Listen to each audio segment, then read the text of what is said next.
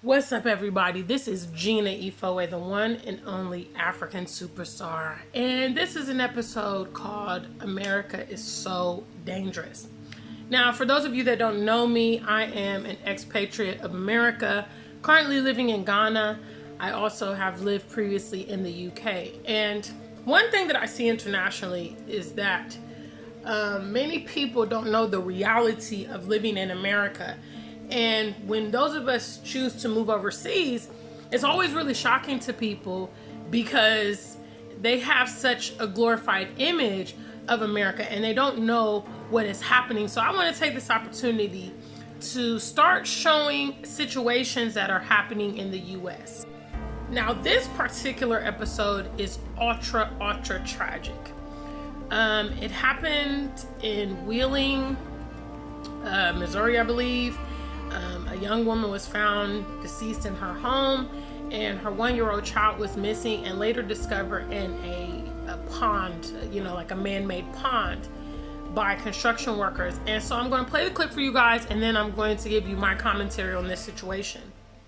Cheryl, Wheeling police now know where Jacqueline Dobbs' body was found. At this point, they now need to determine how she got there and how she died. Police searched the area around the shallow waters of a retention pond near Interstate 80 in Hammond for evidence. This is where just before noon, construction workers in the area called 911 to report a body in the water. Police quickly found the body, but now they're looking for evidence to explain how it got there. It is too soon to speculate as to the specifics in this case and cause of death. 1-year-old Jacqueline Angel Dobbs has been missing since Tuesday when her mother, Janiyah Murphy, was found murdered in their Wheeling apartment. I could only imagine what the rest of the family is going through. I personally will pray for them tonight. And the case may extend from Illinois and possibly Indiana to Missouri. This morning, police in Missouri found a man last seen with Dobbs driving a vehicle similar to this one. He's now being questioned. The Lake County coroner will conduct an autopsy on the body of Jacqueline Dobbs tomorrow. That will likely help police determine not only how she died, but who may have killed her.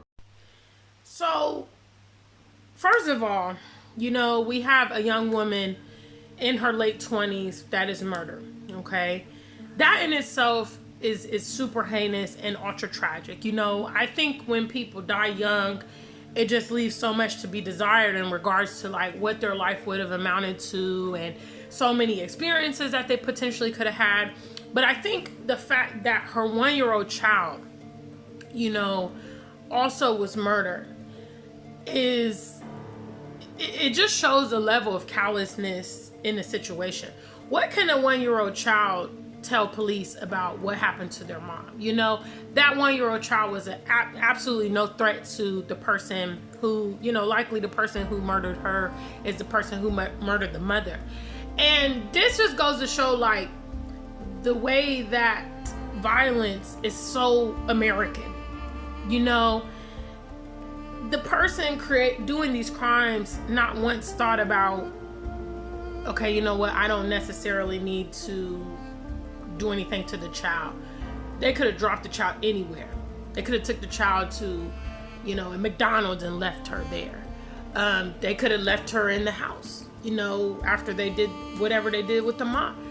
But the fact that they murdered her, disposed her body, and I can only empathize with what the family is going through, because they learned that the young lady was dead, and then they went through the panic of, okay, where is the child?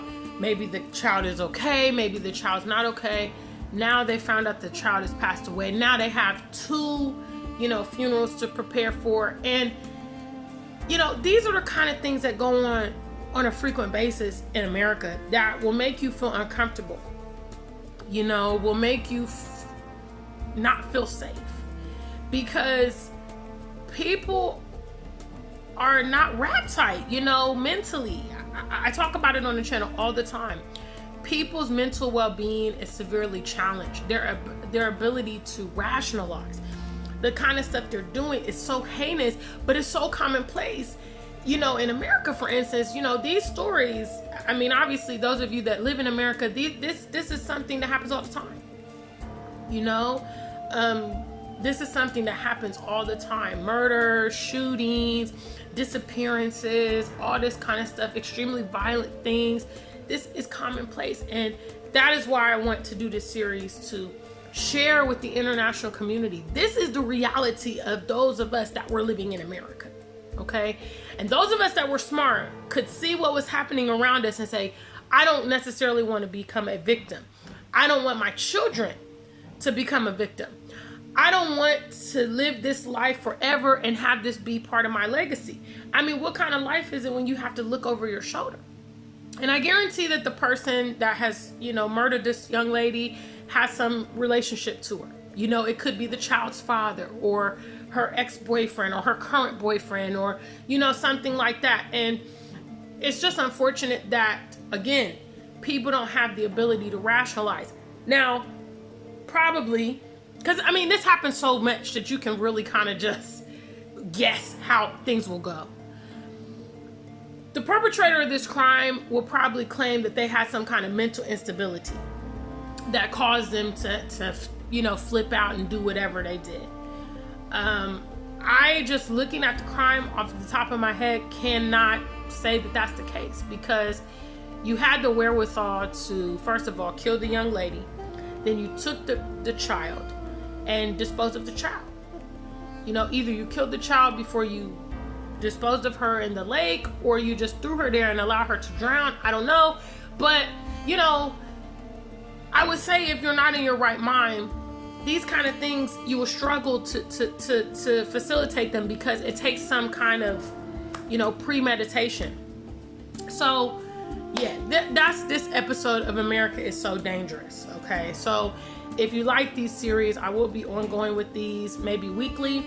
So make sure you subscribe to the channel so that you won't miss these stories. Certainly, I want to circulate these to our continental Africans. You know, I currently live in Ghana, and people here in Ghana have no idea about the level of heinous, violent crimes that take place in America. They think it's Beverly Hills, they think it's New York City, they think it's, you know, luxury and glam.